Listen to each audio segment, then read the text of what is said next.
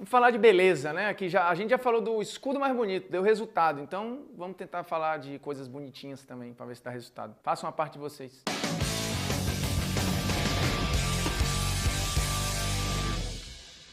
Fala moçada, beleza? Polêmicas vazias na área com mais uma questão que é absolutamente irrelevante, mas que o programa é feito disso. Qual a camisa mais bonita do futebol brasileiro, hein? Polêmicas vazias já fez sobre o escudo mais bonito. E agora vamos para a camisa. Será que é tão óbvio assim? O escudo mais bonito também tem a camisa mais bonita? Talvez não. Pois é, o Botafogo ganhou a nossa eleição aqui de escudo mais bonito do Brasil. Mas será que o Botafogo é a camisa mais bonita do futebol brasileiro? Eu respondo de antemão que, para o Polêmicas Vazias, que vai fazer esta eleição ditatorial, não. E aí não por uma questão que eu vou ao longo do programa destrinchar aqui, mas camisas listradas têm um problema, né? Problema principalmente para adaptar os patrocínios, um problema de um pouco mais de poluição do que outros tipos de camisa. Listrado também concorre com uma porção de outras equipes que também são listradas e, no caso do Botafogo, alvinegras, portanto não é uma camisa com um impacto tão novo assim, ou uma camisa tão rara assim. E aí em relação a camisas que são muito bonitas, mas que para mim não ficam como a camisa mais bonita do Brasil, entra nesta conta aí também a camisa do Grêmio, com uma camisa espetacular, né? Camisa tricolor com branco, preto e azul. Uma camisa que, sem o patrocínio, é absolutamente sensacional, mas a gente precisa aqui, e para chegar à minha conclusão, eu usei as camisas passadas, as camisas atuais, porque, enfim, hoje as camisas têm, gostemos ou não, patrocínio. Portanto, a gente vai fazer um balanço aqui do período em que não tinha patrocínio, do período em que tinha patrocínio, as camisas que melhor dialogaram com o patrocínio, ou que melhor encaixaram o patrocínio ali, para a gente chegar a uma conclusão de qual seria a camisa mais bonita do futebol brasileiro. É óbvio que a missão é muito difícil, porque assim como a questão do escudo, envolve paixão. O torcedor do Clube X acha a camisa fantástica e veste com o maior orgulho. Volta e meia dá uma cornetada, né, quando eles tentam fazer uma mudança um pouco mais radical. Mas, em média, o torcedor compra a camisa, anda com a camisa, se veste com a camisa e sai com a camisa. E aí é uma bela deixa pra gente começar logo com opiniões. Tem a mulher de um amigo meu, não é a minha, não estou usando aqui a desculpa, né? Ah, a mulher do amigo meu, porque na verdade é a sua, não é. A minha não tem problema nenhum com isso. Mas ela fala a seguinte frase: meu marido não pode sair com camisa de clube, fecha aspas.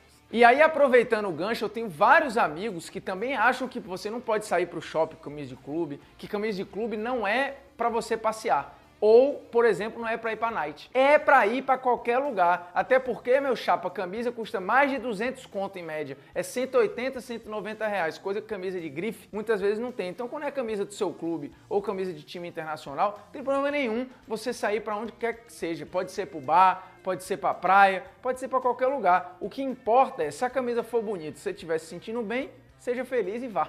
Então, não tem esse negócio de não pode. Ah, agora quem é você para determinar o que eu posso usar? Ora, bolas. Pegou gente ou não pegou? Então, meu chapa, é isso aí, ó. O outro ia pro Barra Music com a camisa do Chelsea e marcava seus golzinhos na night. Então, não tinha problema nenhum. Mas vamos lá. Na camisa, pra ser bonita, ela tem que ser simpática, simples, usável e cativar torcedores, inclusive de outros clubes. Por mais que tenha paixão envolvida, você tem muitos torcedores que conseguem admirar a camisa de um rival, de um adversário ou de um outro clube. E óbvio, é preciso ver a aplicação do escudo, como é que a camisa dialoga com o escudo, como é que a camisa dialoga com o número lá atrás, como é que a camisa, por exemplo, conversa, e aí quando eu falo conversar é como é que é aplicado, por exemplo, o patrocínio, porque quer queira, quer não, é uma realidade e a gente precisa aceitar. Por exemplo, a camisa do Vasco é uma camisa muitas vezes complicada para dialogar com o número, né? A gente já viu historicamente a camisa do Vasco ou tendo um quadrado, ou tendo uma bola, ou tendo só o número aplicado ali em cima, como tem atualmente em vermelho, muitas vezes dificultando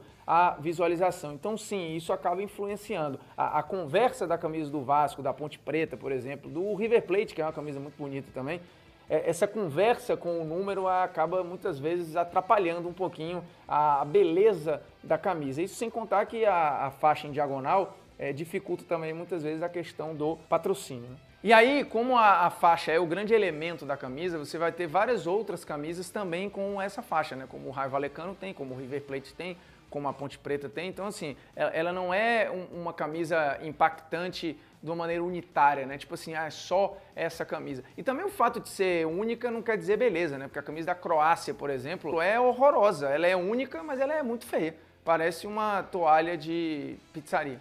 Então vamos lá, camisas mais poluídas, camisas que têm muitas cores, não vão entrar aqui na nossa eleição. Para a gente resumir a parada, vamos chegar na camisa mais bonita e defender porque é a camisa mais bonita do Brasil. Que já foi eleita em algumas pesquisas, já foi eleita em Twitter, já foi eleita por especialistas estrangeiros, já foi eleita por sites estrangeiros como a camisa mais bonita do país e uma das mais bonitas do mundo, que é a camisa do Cruzeiro, o azul chapado e espetacular que dificilmente erra. Se a gente pegar a evolução da camisa do Cruzeiro historicamente, vai ser muito difícil você apontar uma camisa feia do Cruzeiro. É claro, vai ter uma aqui, outra acolá, mas historicamente é uma camisa que não erra. Primeiro por conta da cor, segundo por conta do escudo, seja o escudo arredondado, seja como é hoje e foi durante um bom tempo, só com as estrelas jogadas ali, o que dá à camisa um caráter espetacular, né?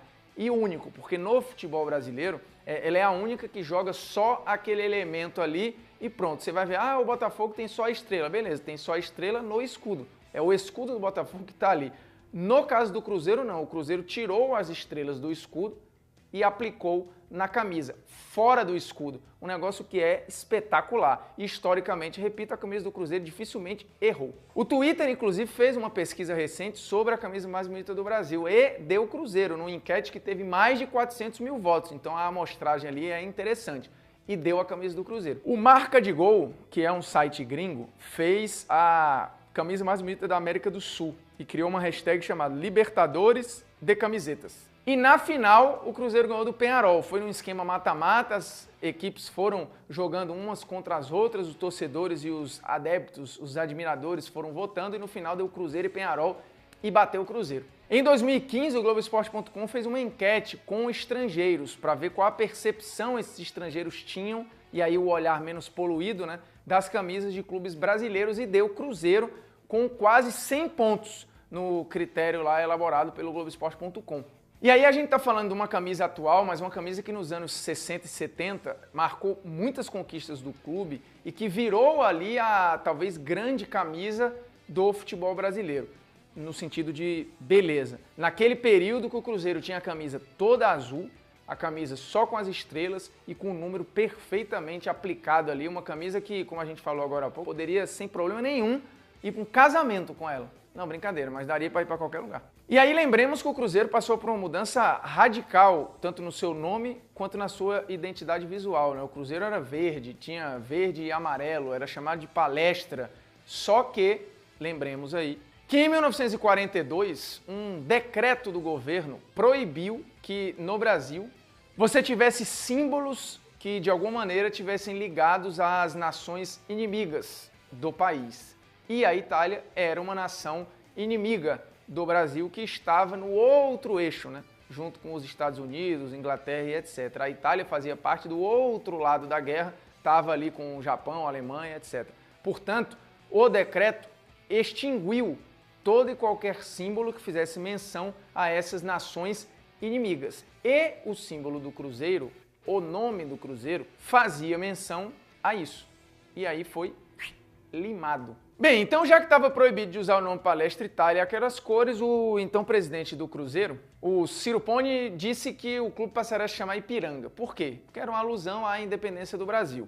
Só que isso não ficou oficial. O time ainda ficou sendo chamado de Palestra. Pouco tempo depois, inclusive, desse anúncio, menos de uma semana, o Cruzeiro fez uma assembleia para aí sim fazer a mudança de nome que ficou decidida, que seria a nova alcunha de Cruzeiro Esporte Clube. O Oswaldo Pinto de Coelho, que era ex-presidente do Cruzeiro, foi quem deu essa sugestão. Já que estava nessa pegada aí nacional, né, não podia falar dos inimigos e tal, então vamos fazer o seguinte, vamos pegar ali as estrelas que tem na bandeira do Brasil e vamos homenagear o nosso clube com o nome de Cruzeiro, que é uma constelação. Né? É constelação? Cruzeiro é constelação. Tá, mas e aí? Quando é que surge a camisa emblemática, essa camisa belíssima do Cruzeiro? Surge só 17 anos depois. Só em 59 é que o clube decide retirar as estrelas do escudo e jogar no uniforme. Uma decisão inédita no futebol brasileiro e que criou uma camisa espetacular, que, como eu disse, marcou um período de grandes conquistas no futebol do Cruzeiro, inclusive de título nacional. Só que aí no início dos anos 2000, o Cruzeiro resolveu recolocar as estrelinhas dentro do escudo e voltar a usar o escudo normal na camisa, o que não enfeiou a sua camisa, mas tirou um pouco do peso do que era emblemático na história do clube, né? Isso foi perdurando. Hoje as estrelas voltaram a ser aplicadas sozinhas fora do escudo. No total, o Cruzeiro usou muito mais ao longo das suas temporadas a estrela fora do escudo do que dentro do escudo. Então, no imaginário popular, a camisa do Cruzeiro, ela tem a estrela fora do escudo e não dentro. Apesar de algumas conquistas importantes, como a Tríplice Coroa em 2003, terem vindo simbolizadas com aquela camisa que tinha as estrelas dentro do escudo. E por falar em Tríplice Coroa, a dica cultural é o livro 2003. A Tríplice História de um Ano Mágico, escrita a 4 mãos. E 2 dessas mãos do Alex, o melhor jogador daquele time. O livro é escrito por ele e pelo Alexandre Olivieri. E é muito bom, não só para torcedores do Cruzeiro, mas para quem se divertiu com aquele time. Mas aí vamos lá, será que é por acaso a camisa do Cruzeiro parecer, pelo menos para mim e para muita gente, a camisa mais bonita do Brasil? Olha, não. E tem um ponto, a cor, por exemplo. Você sabia que o azul ela é a cor menos rejeitada entre as pessoas? Uma cor que normalmente gera sensação de calma, de confiança e de segurança. Não, isso do ponto de vista de sensação. Mas tem quem ache que a cor também aumenta a criatividade, a contemplação e a espiritualidade. Então o azul é uma cor simpática, que tem pouquíssima rejeição. E por que eu estou falando isso? Não é porque eu ache isso, é porque tem estudo sobre isso. Em 2010, a socióloga alemã Eva Haller, bela pronúncia, hein? Fez um estudo sobre as cores no mundo inteiro e chegou a algumas conclusões. Uma delas é que o azul é a cor menos rejeitada, ou seja, é a cor que as pessoas não têm nada contra e muita coisa a favor. Para você ter uma ideia, nesse estudo, ela chegou à conclusão de que 46% dos homens entrevistados tinham o azul como sua cor favorita e 44% das mulheres também. Isso sem contar que só 1% desses homens tinham o azul como a pior cor e só 2% das mulheres não gostavam do azul. Portanto, no bolo das cores, incluindo aí as primárias ou não, o azul é a cor menos rejeitada e preferida. E some-se a isso uma outra questão. O Cruzeiro é, entre os grandes clubes brasileiros, um dos menos rejeitados. O Globoesporte.com encomendou uma pesquisa ao Paraná Pesquisas sobre o amor e o ódio no futebol brasileiro. E o clube mais odiado do Brasil, lá em cima você tem um ranking, né? Corinthians, Flamengo, tal, e vem lá os grandes clubes no Brasil, que são os que despertam esse sentimento, né? De muito amor e de muita rejeição. E lá embaixo estão Cruzeiro e Grêmio, por exemplo, times que têm azul. O Internacional também está por ali. Então, o Cruzeiro, além de ter uma camisa que não tem rejeição e que muita gente gosta da cor, é um clube também simpático a muita gente e que não tem rejeição. É óbvio que entre os torcedores do Atlético tem rejeição, mas no bolo geral de torcedores no Brasil, o Cruzeiro aparece entre as equipes com menor índice de rejeição. Então, isso talvez impacte, e aí pode ter me impactado, na análise da camisa. No final das contas, você tem uma camisa que é muito bonita, que é extremamente simples, que pouco errou ao longo da história e que tem uma cor favorita para a maioria das pessoas, com baixo índice de rejeição e veste um clube que também não é rejeitado nem odiado pela maioria das pessoas. Bote isso num bolo só, você tem a camisa mais bonita do Brasil, ou mais simpática do Brasil. E por falar em camisa, uma polêmica aleatória aqui, gola polo ou gola careca? Gola careca, que você não sabe, é isso aqui, tá? É esse tipo de camisa, camisa normal. Então é isso, a camisa mais bonita do Brasil para o Polêmicas Vazias é a do Cruzeiro. Inclusive a atual, ela é lindíssima, porque a variação do azul ao longo da história do Cruzeiro, ela foi pouco ousada, né? Em média, é o mesmo tom de azul ali. Algumas camisas, como eu já falei, nos anos 60 e 70, espetaculares. Nos anos 80, você em determinado momento teve ali o patrocínio da Coca-Cola, né? Com aquela parada vermelha aqui, mas nem assim ficou feia. Pelo contrário, vários clubes no Brasil tinham o patrocínio ali da Coca-Cola, portanto, era um nome altamente comum entre os clubes de futebol. Hoje em dia a Caixa está aí ocupando esse papel de patrocinar muita gente, mas a camisa do Cruzeiro normalmente dialogou sempre muito bem com os patrocinadores, né? Os patrocinadores, fora a Coca-Cola, normalmente respeitando ali a cor, a aplicação. A exceção foi um período